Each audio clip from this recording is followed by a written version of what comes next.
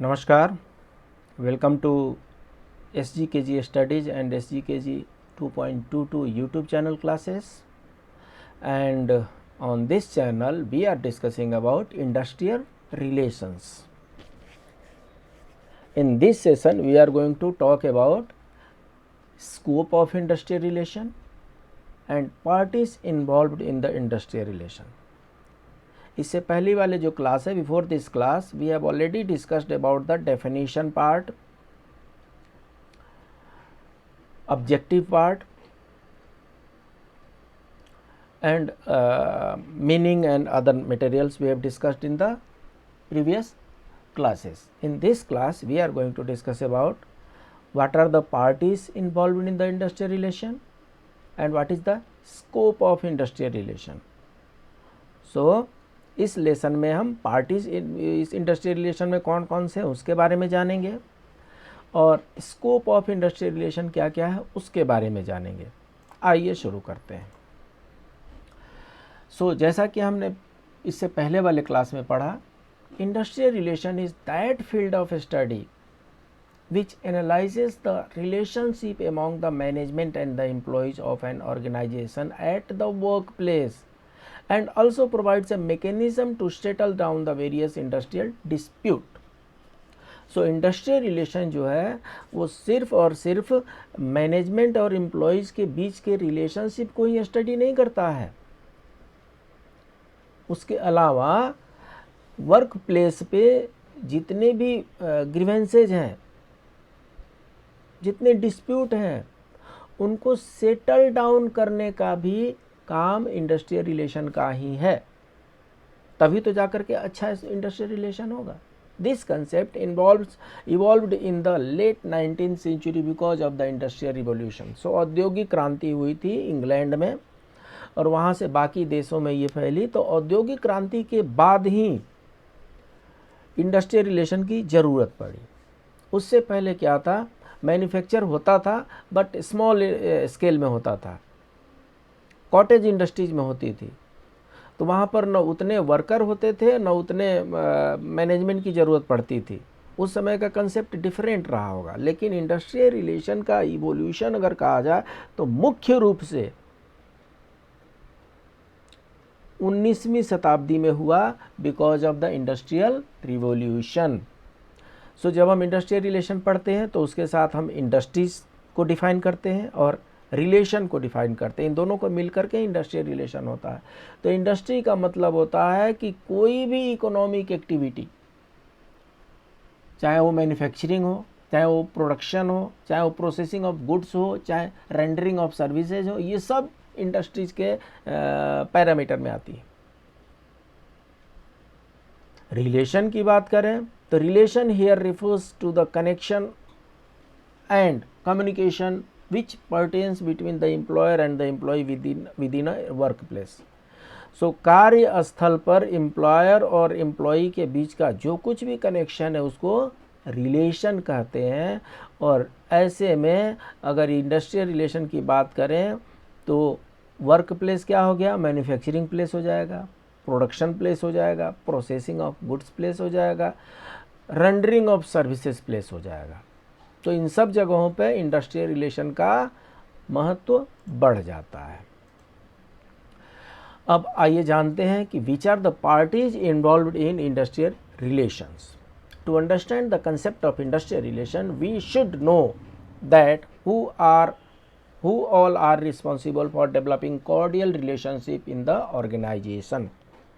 जो ऑर्गेनाइजेशन है, जो संगठन है, जो इंडस्ट्रीज है, उसमें कॉर्डियल रिलेशन डेवलप करने की जिम्मेदारी किनकी है और किनको कौन अपनी जिम्मेदारी से हट जाए तो कॉर्डियल रिलेशन खराब हो जाता है. तो parties involve in industrial relation को समझना बहुत ज़रूरी है कि कौन कौन से पार्टी उसमें इन्वॉल्व हैं, तभी जाकर के इंडस्ट्रियल रिलेशन का कंसेप्ट समझ में आएगा. The different persons holding distinct position in an organization and the external or internal association involved in the process of building strong industrial relations can be bifurcated into the following two categories. So parties को हमने क्या किया, बहुत प्रकार के parties हैं, समझने के लिए हमने इनको दो कैटेगरी में बाइफरकेट किया है, डिवाइड किया है। पहली कैटेगरी है primary parties and second category है अदर पार्टीज। प्राइमरी पार्टी में एम्प्लॉयज़, एम्प्लॉयर एंड गवर्नमेंट, ये प्राइमरी पार्टी में हो गए। अदर्स पार्टी में एम्प्लॉयर एसोसिएशन होगा, यूनियन का जो एम्प्लॉय का जो एसोसिएशन होगा वो ट्रेड यूनियन होगा, कोर्ट्स एंड ट्रिब्यूनल्स होंगे, इंटरनेशनल लेबर ऑर्गेनाइजेशन है एंड ह्यूमन रिसोर्स फंक्शंस है।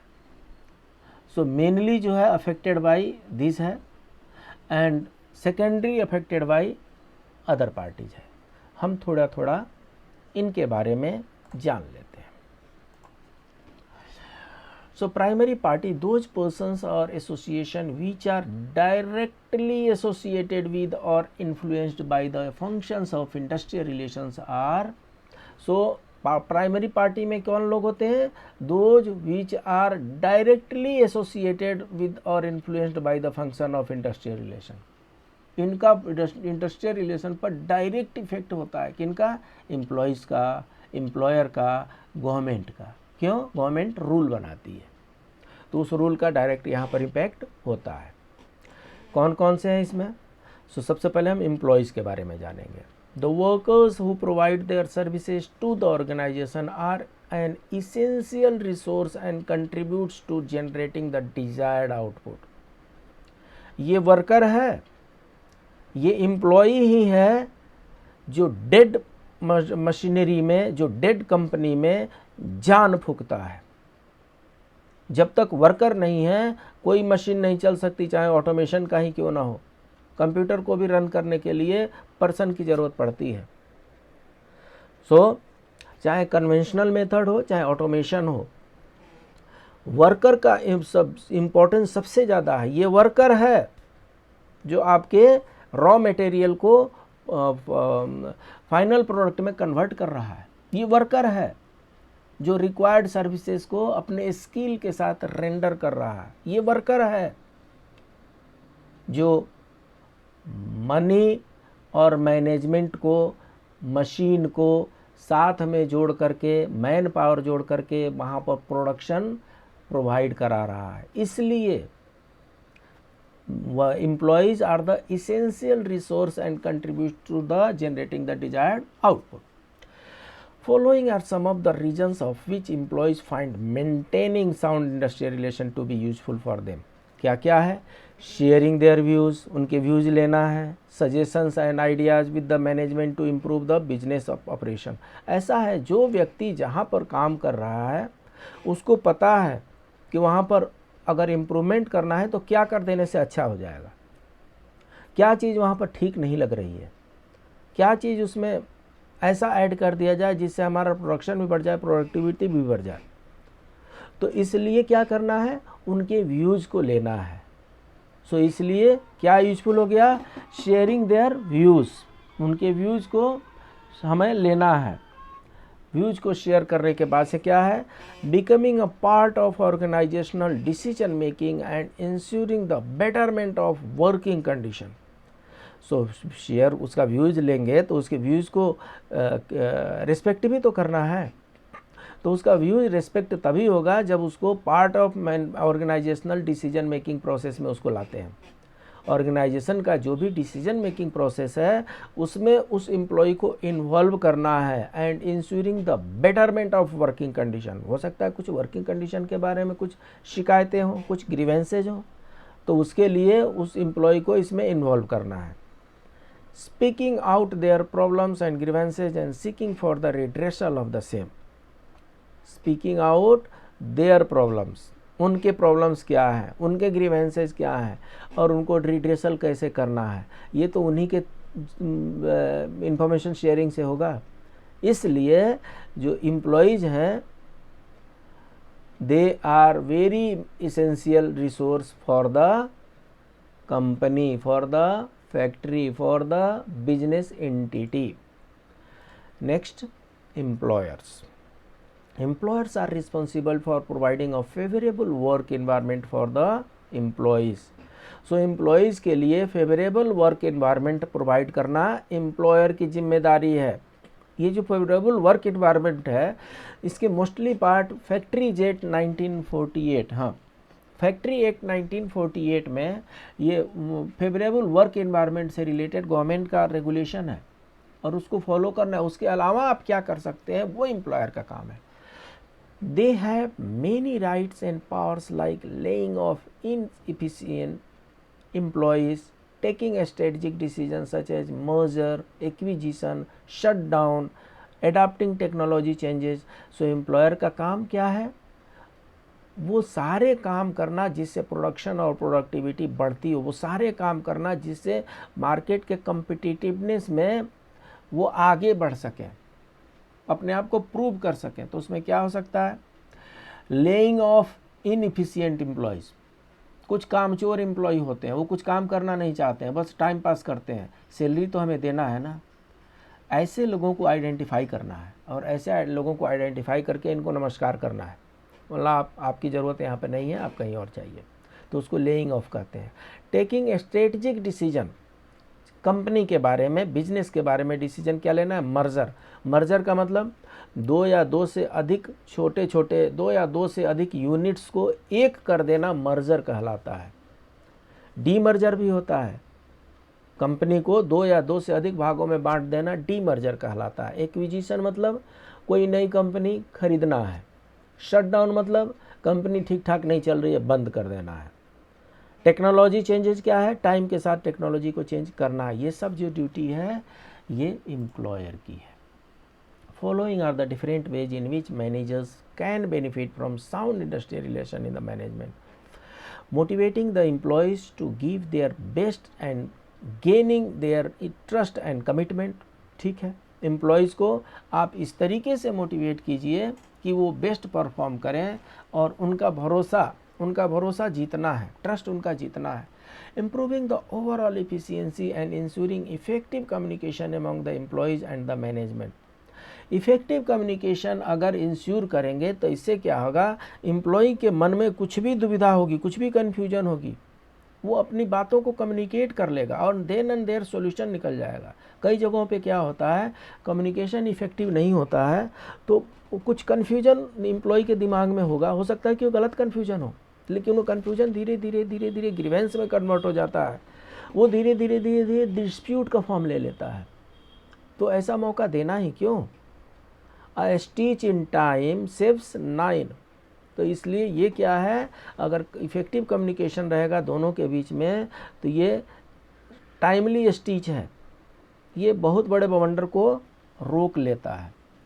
Dealing with problems of trade union क्या है? एम्प्लॉयज़ का ट्रेड यूनियन होता है।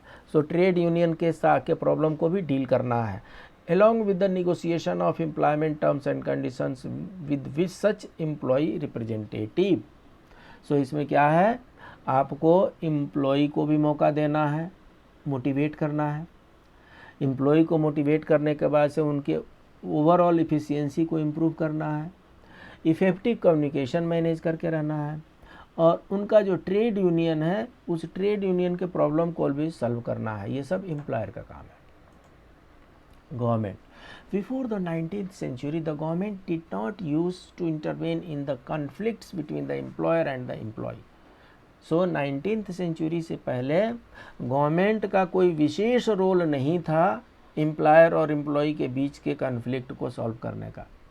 ये एम्प्लॉयर समझे, ये एम्प्लॉई समझे, उन लोगों के बीच में कैसा होना है। गवर्नमेंट का इंटरफेरेंस यहाँ पर नहीं होता था।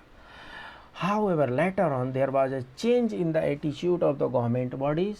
They started regulating the industrial relations through labor codes and tribunals for the following reasons। But ये लंबे समय तक नहीं चल सकता। चुपचाप मूक दर्शक बन के देखते रहना लंबे समय तक नहीं चल सकता, क्योंकि ये सिर्फ इंडस्ट्रियल डेवलपमेंट नहीं है, ये कंट्री के डेवलपमेंट से रिलेटेड है। इसलिए बाद में गवर्नमेंट ने क्या किया, ये इंडस्ट्रियल रिलेशन इसको रेगुलेट करना शुरू किया। रेगुलेट करने के लिए क्या करेंगे? इंडस्ट्रियल डिस्प्यूट एक्ट 1947 बनाएंगे, इंडस्ट्रियल फैक्ट्रीज एक्ट 1948 बनाएंगे, वर्कमैन कंपेंसेशन एक्ट बनाएंगे, ESIC एक्ट बनाएंगे, इक्वल रिम्यूनरेशन एक्ट बनाने, मैटरनिटी बेनिफिट एक्ट बनाना है, बॉन्डेड लेबर एक्ट बनाना है, EPFO एक्ट बनाना है, माइंस एक्ट बनाना है, प्लांटेशन एक्ट बनाना है।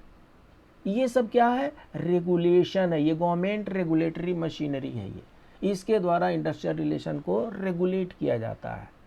जो यूनिवर्सल रिक्वायरमेंट है, उस यूनिवर्सल रिक्वायरमेंट को स्टैट्यूटरी लॉ के द्वारा इनेक्ट करके उसके लिए स्टैट्यूटरी बॉडी को इस्टेब्लिश करके और उसको इस तरीके से किया जाए कि उसकी ज़रूरत ही ना पड़े, कन्फ्लिक्ट की सिचुएशन ही ना आए। तो इसलिए गवर्नमेंट को इंडस्ट्रियल रिलेशन को रेगुलेट करने पड़े। क्या पर्पस है? Safeguarding the interest of the both the parties.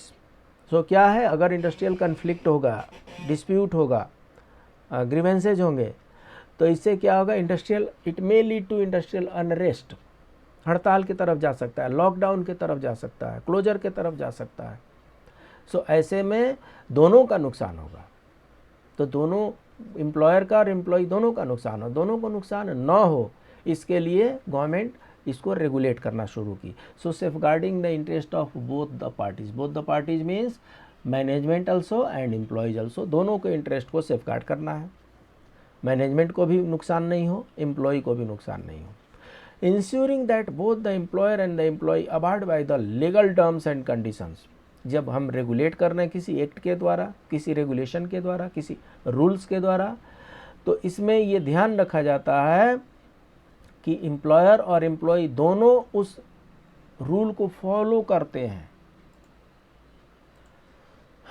उस other parties, the parties specially the internal और एक्सटर्नल बॉडीज और association which impact the industrial relation within an organisation are. So primary party के बाद से other parties है।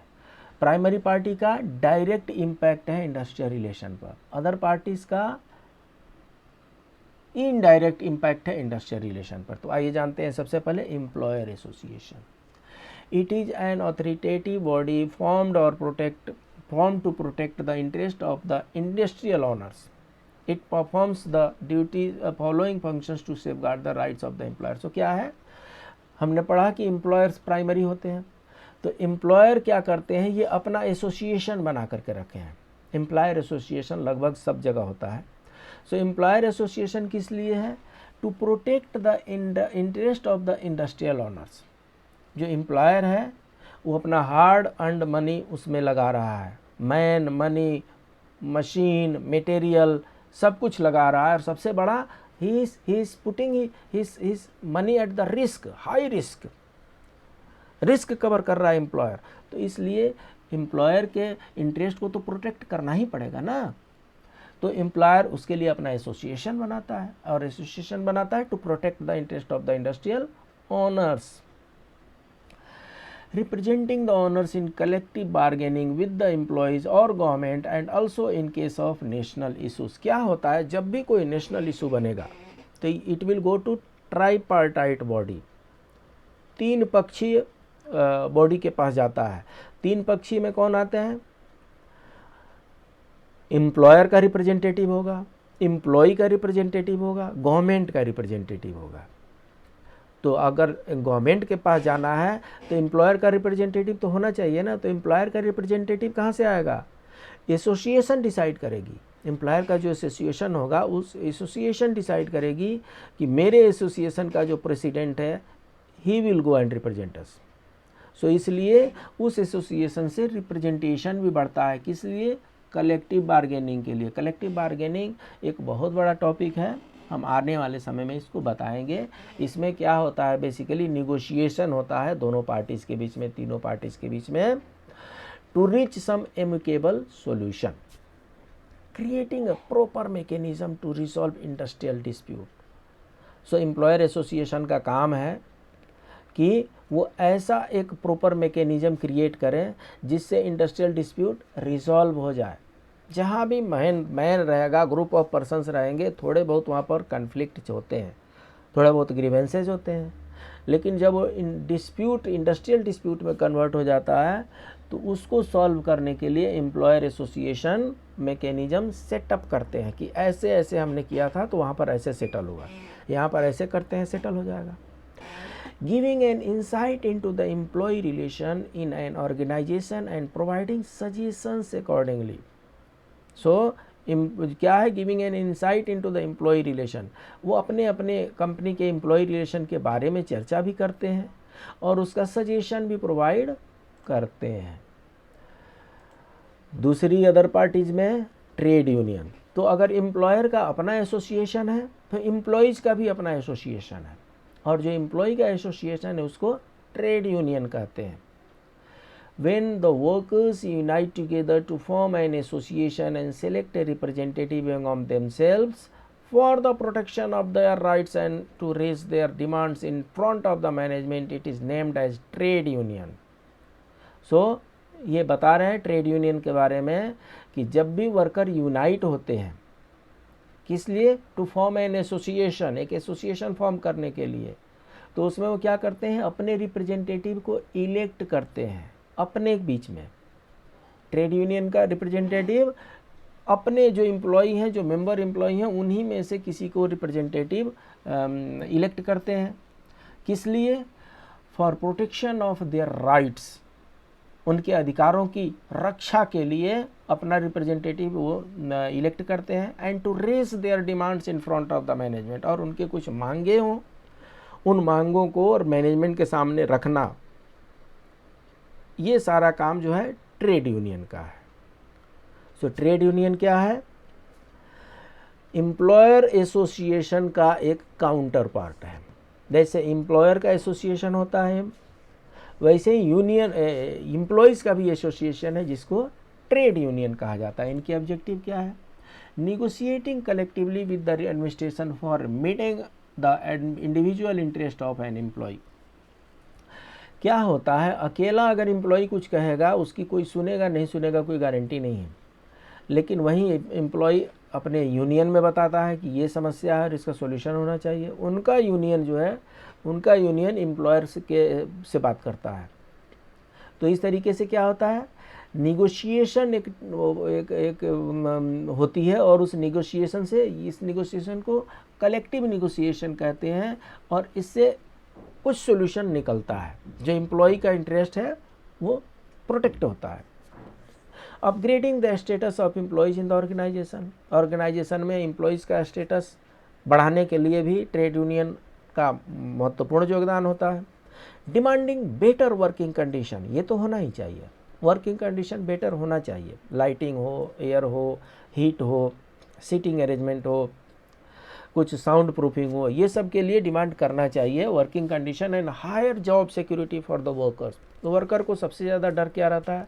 जहाँ पर उसको वर्क मिलेगा उसी के आसपास वो अपना छोटा मोटा घर बना लेगा, वहीं पर उनके पत्नी बाल बच्चे माता पिता रहने लगेंगे, वहीं पे बच्चों का एडमिशन वगैरह हो जाएगा। तो कहने का मतलब ये है कि अगर एक जगह से दूसरे जगह गए हैं तो कुछ एक्सपेंसेस तो फिक्स हो गए कि इतने एक्सपेंसेस तो पर मंथ कुछ कीजिए चाहे ना कीजिए होने ही हैं। तो उस एक्सपेंसेस को मीट करने के लिए जॉब तो बना रहना चाहिए। तो इसलिए जॉब सिक्योरिटी एक ऐसा टेक्नोलॉजी है जिससे हर वर्कर डरता है। पता नहीं कहीं रिसेशन आ गया, कहीं कंपनी बंद हो गई, कहीं कुछ और डिस्प्यूट हो गए और वो जॉब ही नहीं रहा। तो इसलिए ट्रेड यूनियन का एक और ये भी काम है कि उनका जो जॉब सिक्योरिटी है, एम्प्लॉयज़ का जो जॉब सिक्योरिटी है, उसको ज़्यादा ध्यान दिया जाए। Safeguarding the interest of the employees by demanding a higher level of democratic control over the decision making at the organization. So ये पार्ट 4 जो कॉन्स्टिट्यूशन का है, directive principle of state policy, उसमें आर्टिकल 39 में वर्कर्स पार्टिसिपेशन को add किया गया है। Workers participation in decision making process of management. So article 39 में ऐड कर दिया गया है वर्कर्स पार्टिसिपेशन। और अभी क्या है, जितने भी डिसीजन मेकिंग प्रोसेस ऑर्गेनाइजेशन के हैं उसमें जो एम्प्लॉय का जो रिप्रेजेंटेटिव है वो उसमें पार्टिसिपेट करते हैं। वो यूनिट लेवल पर भी करते हैं, कॉरपोरेट लेवल पे भी करते हैं और नेशनल लेवल पे भी करते हैं। सो ट्रेड यूनियन का यहाँ पर इम्पोर्टेंस बढ़ जाता है। इसके बाद से courts and tribunals. The judiciary includes the courts to resolve the legitimate conflicts and the judicial review to administer the justice of the constitution. These courts and tribunals play an essential role in settlement of industrial dispute by eliminating the possibility. So इसमें क्या है, अगर problem solve हो गया company में ही तो बहुत अच्छी बात है। अगर प्रॉब्लम सॉल्व हो गया ट्रेड यूनियन के और एम्प्लॉयर के बीच निगोशिएशन से तो बहुत अच्छी बात है। अगर ये सॉल्व नहीं हुआ तो this dispute goes to courts and tribunals. So industrial tribunals हैं, लेबर ट्रिब्यूनल्स हैं, नेशनल लेवल के नेशनल ट्रिब्यूनल्स भी हैं। ये सब इंडस्ट्रियल डिस्प्यूट एक्ट 1947 में उनका लिस्ट है। सो जब भी कोई डिस्प्यूट कोर्ट के पास जाएगा तो कोर्ट किसी न किसी डिसीजन पर पहुंचेगी, अपना डिसीजन देगी, अपना जजमेंट देगी। तो कोर्ट जो कुछ भी जजमेंट देगी उसका दूरगामी प्रभाव इंडस्ट्रियल रिलेशन पर पड़ता है। इसलिए कोर्ट्स एंड ट्रिब्यूनल जो हैं इनका भी इंडस्ट्रियल रिलेशन को ठीक करने में बहुत बड़ा योगदान है। तो ये लोग क्या पॉसिबिलिटी को एलिमिनेट करना चाहते हैं, जुडिशियल फ्लॉ अगर कुछ है तो उसको ठीक करेंगे, कन्फ्लिक्टिंग जजमेंट है उसको भी ठीक करना है, पुअर इवेल्युएशन ऑफ पेनल्टी है उसको भी ठीक करेंगे, कन्फ्यूजिंग टर्म्स एंड कंडीशंस है उसको भी ठीक करना है। कुछ ऐसा टर्म्स एंड कंडीशन एम्प्लॉयर थोप दे जो बहुत ही वेग हो, बहुत ही कन्फ्यूजिव है, उसको भी ठीक करना कोर्ट्स एंड ट्रिब्यूनल से ज्यूरिसडिक्शन में आता है। इसके बाद से ILO इंटरनेशनल लेबर ऑर्गेनाइजेशन, इस पर हम एक वीडियो तैयार कर चुके हैं, बहुत ही जल्दी उसको पब्लिश किया जाएगा। और ILO क्या करता है, इंटरनेशनल लेबर ऑर्गेनाइजेशन, ये कन्वेंशन पास करता है। उस कन्वेंशन को जो पार्टीज मेंबर कंट्रीज जो हैं उन मेंबर कंट्रीज को उस कन्वेंशन को अपने कंट्री में इम्प्लीमेंट करना होता है। उससे बहुत दूर तक भाग नहीं सकते हैं। वो जितने कन्वेंशन हैं वो कंपलसरी नहीं है, लेकिन ट्रेडिशन बन गया है कि देर सवेर आपको फॉलो करने हैं, कराने हैं। इंडिया जो है ILO का सिर्फ सिग्नेटरी ही नहीं है, फाउंडर मेंबर है। और हमारे यहाँ तो जो भी ILO का कन्वेंशन है उसको बड़े आराम से सुविधा के अनुसार जब जैसे हो तब उसको इम्प्लीमेंट किया जाता है, रूल बना करके, लॉ बना करके, रेगुलेशन बना करके। So on the international grounds an association was formed under the name of International Labour Organization in the year 1919. So ILO की स्थापना 1919 में हुई to set up international norms and standards for dealing with the industrial dispute and issues of the workers. So ये किस लिए establish किया गया था, इंटरनेशनल नॉर्म्स को सेटअप करने के लिए, for dealing with industrial disputes and issues of the worker. So ये वर्कर के वेलफेयर के लिए, वर्कर के इंटरेस्ट को प्रोटेक्ट करने के लिए ILO की स्थापना 1919 में की गई थी। जिनेवा में इसका हेडक्वार्टर है, इसका हम वीडियो अपलोड करेंगे।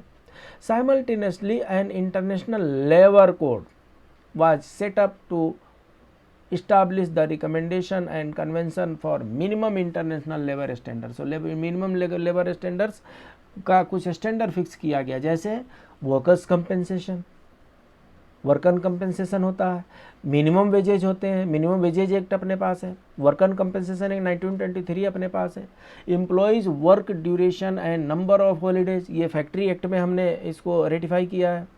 वीमेन एम्प्लॉयमेंट, इसको हमने मेटर्निटी बेनिफिट एक्ट 1961 में भी एंड फैक्ट्री एक्ट में भी इसको सेपरेट हमने कवर किया है। Employees safety, security, health in the work environment, ये पूरा चैप्टर जो है फैक्ट्रीज एक्ट 1940 एक्ट में इंडिया ने रेटिफाई किया है। इंडस्ट्रियल रिलेशन, इसके लिए इंडिया ने 1926 में ट्रेड यूनियन एक्ट भी बनाया है, इंडस्ट्रियल डिस्प्यूट एक्ट 1947 भी बनाया है, और इंडस्ट्रियल स्टैंडिंग ऑर्डर्स एक्ट 1946 भी बनाया है। स्टैंडिंग ऑर्डर्स एक्ट 1946 में भी इंडस्ट्रियल रिलेशन की बात है। Medical facility and examination along with maternity protection, इसको ESIC में कवर किया गया है। तो इस तरीके से ILO जो भी कन्वेंशन पास करता है, India being a signatory country and and founder member of the ILO, वो सारे कन्वेंशन को हम 1 by 1 रेटिफाई करते हैं और उसका प्रभाव इंडस्ट्रियल रिलेशन पर पड़ता है। उसके बाद से है human resource function. The human resource department और team acts as a mediator between the organization and the employees for dealing with the personal issues and conflicts. It is their responsibility to ensure the maintenance of harmonious relations.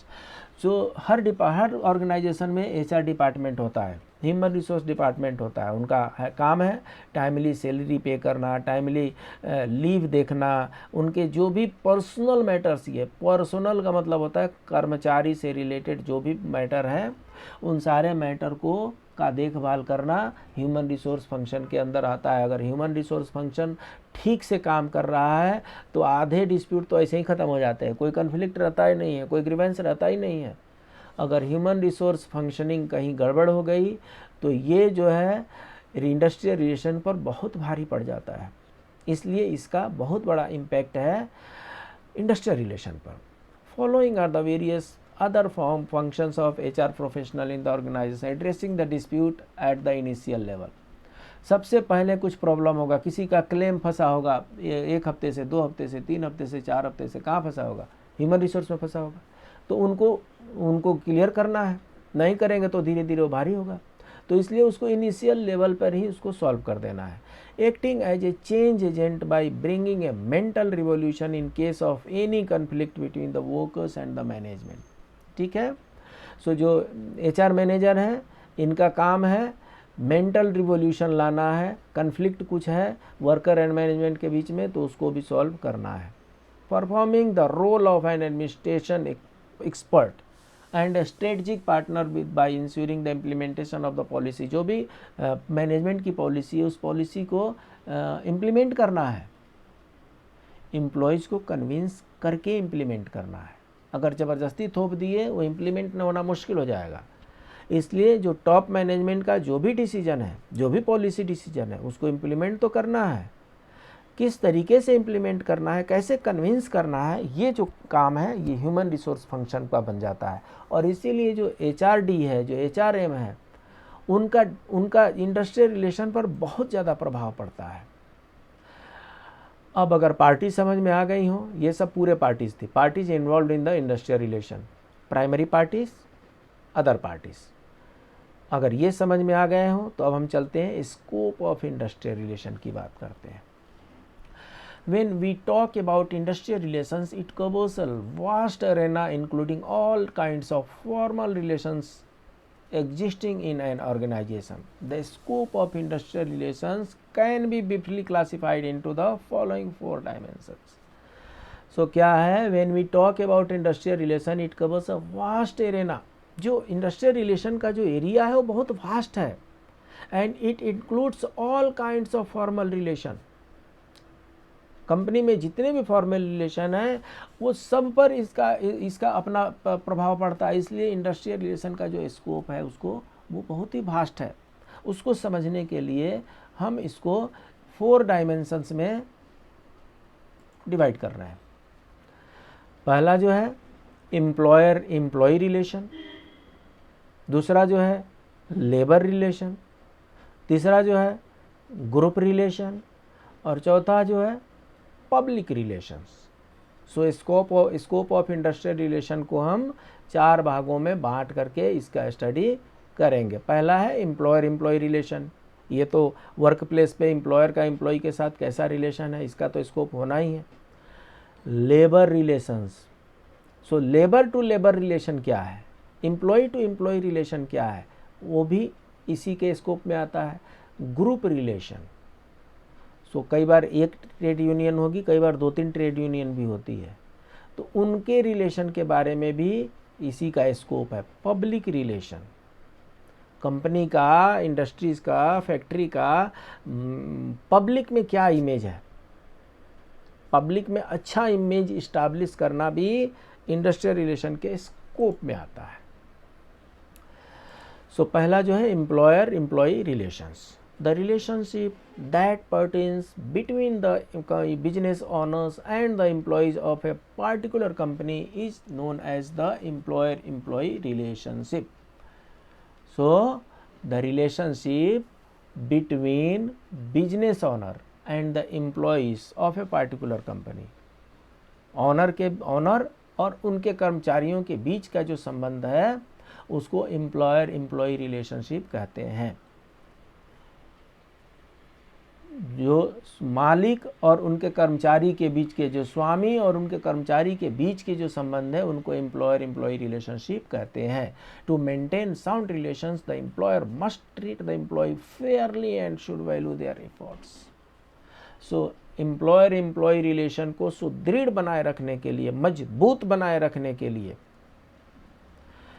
Employer को क्या करना है, employ को बहुत अच्छे से treat भी करना है और जो उनका वैल्यू है, जिस वैल्यू के लायक वो कंपनी में परफॉर्म कर रहे हैं उनको ठीक से रेमुनरेट भी करना है, पहचानना है किसके पास कौन सा स्किल है और कितना यूज कर रहा है। जो जैसा यूज कर रहा है अपना स्किल वैसा उसको पे करना है, रेमुनरेट करना है। तब जाकर के एम्प्लॉयर एम्प्लॉय रिलेशन जो होता है वो प्रगाढ़ होता है, सुदृढ़ होता है, साउंड होता है। Also adopting the various human resource strategies like employee relation program, performance based promotion and even making the productive employees the stakeholders of the company. So employer employee relation को मजबूत करने के लिए क्या क्या कर सकते हैं। एम्प्लॉय रिलेशंस प्रोग्राम, बीच बीच में सोशल प्रोग्राम, गैदरिंग प्रोग्राम, ये सब भी कर सकते हैं जिससे एम्प्लॉय जो है मेंटली अटैच हो जाए उस कंपनी के साथ। परफॉर्मेंस बेस्ड प्रमोशन, प्रमोशन का हिसाब ऐसा है कि प्रमोशन तो सब जगह होता ही है, परफॉर्मेंस बेस्ड प्रमोशन जहाँ पे होता है वहाँ पर मेरिट की पूजा होती है, वहाँ पर मेरिट की वैल्यू होती है। और इसी परफॉर्मेंस बेस्ड प्रमोशन में आप आईटी सेक्टर में देखेंगे कि आईटी सेक्टर के बच्चे 5 साल में किस लेवल से किस टॉप लेवल तक वो पहुँच जाते हैं। क्यों? क्योंकि उनका परफॉर्मेंस जो है उसको कंपनी ने रिकॉग्नाइज किया और रिकॉग्नाइज करने के बाद से उनका पोजीशन अपग्रेड किया। कंपनी में ज्वाइन किए, ज्वाइन करने के बाद से किसी का परफॉर्मेंस बढ़ता गया, किसी का परफॉर्मेंस घटता गया। तो जिसका परफॉर्मेंस घटता गया उसको प्रमोशन देंगे तो बहुत ही बैड इम्पैक्ट पड़ता है मेरिट पर। अगर घोड़े और गधे दोनों को बराबर ही लेके चला जाए तो बड़ा मुश्किल हो जाएगा कि रेस किससे जीतवाना है और कौन जीतेगा। इसलिए मेरिट बेस्ड प्रमोशन जो होता है इट इज़ ऑलवेज प्रेजवर्दी। कहीं भी अगर मेरिट बेस्ड प्रमोशन हो रहा है, प्रमोशन तो मेरिट बेस्ड ही होना चाहिए क्योंकि इससे बड़े लेवल पे जाकर के परफॉर्मेंस करना होता है। And even making the productive employees the stakeholder of the company. कई जगहों पे कंपनी जो है कुछ अपने शेयर्स जो है कंपनी एम्प्लॉयज़ के बीच में बांटती है एम्प्लॉयर एम्प्लॉय रिलेशन को सुदृढ़ करने के लिए। नेक्स्ट जो है group relation. The interaction and communication between the workers belonging to different work groups are studied under the group relationship. So group relationship में क्या है, जैसे कि हमने बताया कि यूनियन का ग्रुप क्या होगा, ट्रेड यूनियन हो जाएगा। एम्प्लॉयर का ग्रुप क्या होगा, हमने एम्प्लॉयज़ का जो एम्प्लॉयज़ का जो ग्रुप होगा वो ट्रेड यूनियन हो जाएगा। एम्प्लॉयर का जो ग्रुप होगा एम्प्लॉयर एसोसिएशन हो जाएगा। तो the interaction and communication between the workers belonging to different work groups are studied under. So work group अलग अलग होते हैं, सबके काम धाम भी अलग अलग होते हैं, तो उसके अनुसार वो उनकी सब ग्रुपिंग होती है, छोटी छोटी ग्रुप होती है, उनकी स्टडी करना भी इंडस्ट्रियल रिलेशन के स्कोप के अंदर आता है। Labour relation.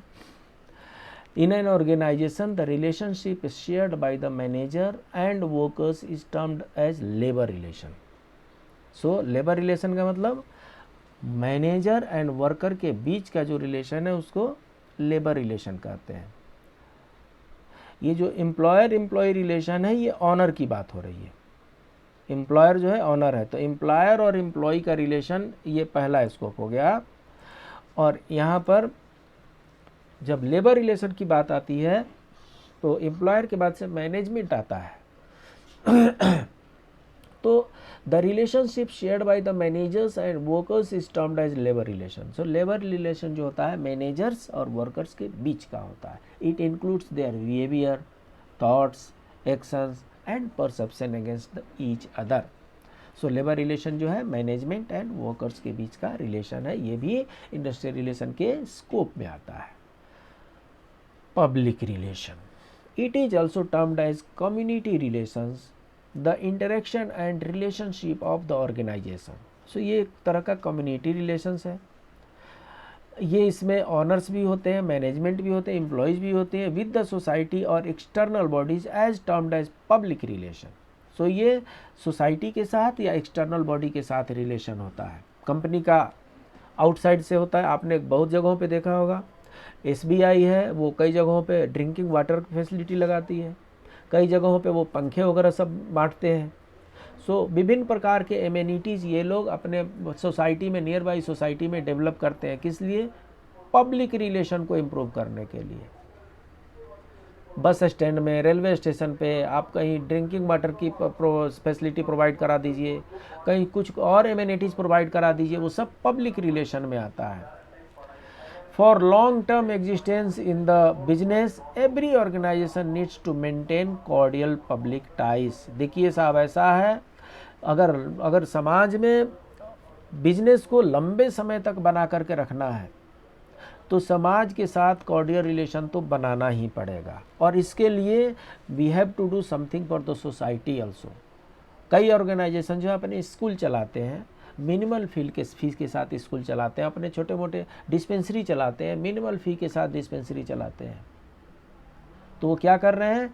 वो समाज के साथ अपने संबंधों को प्रगाढ़ कर रहे हैं, क्योंकि वो लंबी रेस के घोड़े हैं। लंबे समय तक वो अपनी बिजनेस को बनाए रखना चाहते हैं। इसके बाद से रोल ऑफ इंडस्ट्रियल रिलेशन है। Before the industrial revolution organisations paid very less attention to the workers relationship with the management and with each other. They treated the labor as machine and concentrated on their production capability and efficiency. So बोल रहे हैं कि industrial revolution से पहले जो labour था, जो worker था, उसको एक मशीन की तरह ट्रीट किया जाता था। काम कराओ, इसको कुछ पैसे दो और इसको हटाओ। उसको कोई वैल्यू नहीं थी, उसका कोई रिकॉग्निशन नहीं था। तो रिलेशनशिप कहाँ से अच्छे होंगे? सो इसका मतलब कि एम्प्लॉय के रिलेशन में, वर्कर्स रिलेशन में कोई ध्यान नहीं दिया जाता था इंडस्ट्रियल रिवॉल्यूशन से पहले। Later in the year 1920 John R. Commons introduced the concept of industrial relation, which emphasized the impact of labor relation with the management and the employer on the productivity of the organization. So, 1920 में John R Commons ने introduce किया concept, industrial relation का concept किसने introduce किया? John R Commons ने। कब introduce किया? 1920 में। Which emphasize the impact of labour relation. उन्होंने लेबर रिलेशन के महत्व को समझाया कि लेबर रिलेशन अगर अच्छे रहेंगे तो कैसे प्रोडक्टिविटी बढ़ जाती है। तो यहाँ से जो है लेबर रिलेशन जो है वो उसका कंसेप्ट जो है वो इम्प्रूव होते जा रहा है।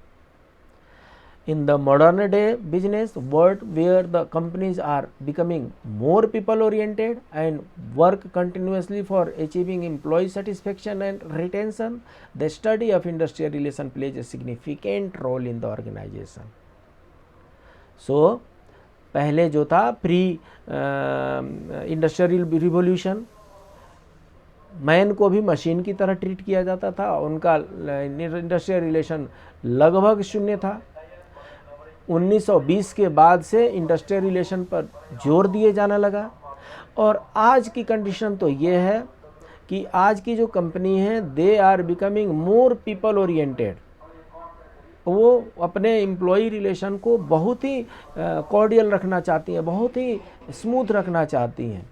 वो एम्प्लॉय सेटिस्फेक्शन को टॉप प्रायोरिटी दे रही हैं। क्यों? क्योंकि उनको उस एम्प्लॉय को अपने यहाँ रिटेन करके रखना है।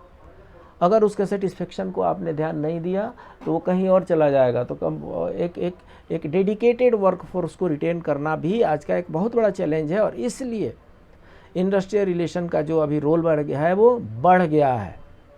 सो पहले रोल कम था, इंडस्ट्रियल रिलेशन के बाद से, इंडस्ट्रियल रिवोल्यूशन के बाद से रोल बढ़ गया और आज के डेट में इंडस्ट्रियल रिलेशन का रोल बहुत ही सिग्निफिकेंट हो गया है, डू और डाई वाला सिचुएशन हो गया है। इसलिए अभी आज के डेट में इंडस्ट्रियल रिलेशन का रोल बहुत बढ़ गया है ऑर्गेनाइजेशन के सक्सेस स्टोरी लिखने के लिए। तो इस सेशन में हमने parties involved in industrial relation उनके बारे में जाना, स्कोप ऑफ इंडस्ट्रियल रिलेशन के बारे में जाने और रोल ऑफ इंडस्ट्रियल रिलेशन के बारे में जाने। इससे पहले वाले क्लास में हम डेफिनेशन, ऑब्जेक्टिव, ये सब पार्ट कवर कर चुके हैं। सब्जेक्ट थोड़ा नया है उन लोगों के लिए जिन्होंने इंडस्ट्रियल रिलेशन नहीं पढ़ा होगा, इसलिए अच्छा यही होगा कि आप 3 बार लगातार इस वीडियो को फर्स्ट टाइम ही देख लें, आपके कंसेप्ट क्लियर हो जाएंगे, ये मटेरियल आपके दिमाग में बैठ जाएगा। ये जो भी स्टडी मटेरियल है वो हम SGKG स्टडीज़ पर अपलोड कर रहे हैं। आपका बहुत बहुत धन्यवाद जो आपने चैनल को सब्सक्राइब किया। इसी तरीके से लाइक भी कीजिए और शेयर भी कीजिए अपने दोस्तों के बीच में। ये स्टडी मटेरियल ऑलरेडी SGKG 2.22 पर अवेलेबल है। सो इस चैनल को भी आप लाइक करें, सब्सक्राइब करें, अपने दोस्तों के बीच में शेयर करें। ये देखिए SGKG स्टडीज़ यूट्यूब चैनल है और इसमें इतने आपके पास ये प्लेलिस्ट है। इस प्लेलिस्ट में जा कर के ये कॉन्स्टिट्यूशन है, कॉन्स्टिट्यूशन का यहाँ पर जो मटेरियल डाला गया है यही पॉलिटी का भी है। सो पॉलिटी अलग से ढूंढने की ज़रूरत नहीं है, ये पॉलिटी है। बाकी मटेरियल आप देख लीजिए और अपनी सुविधा के अनुसार यहाँ पर जा कर के स्टडी कर सकते हैं। SGKG 2.22 पे लगभग 1000 से ज़्यादा वीडियो अपलोड किए गए हैं। अपने इंटरेस्ट के अनुसार उस पर जाइए और जा कर के अपनी जानकारी वर्धित करें। मिलते हैं अगले क्लास में, तब तक के लिए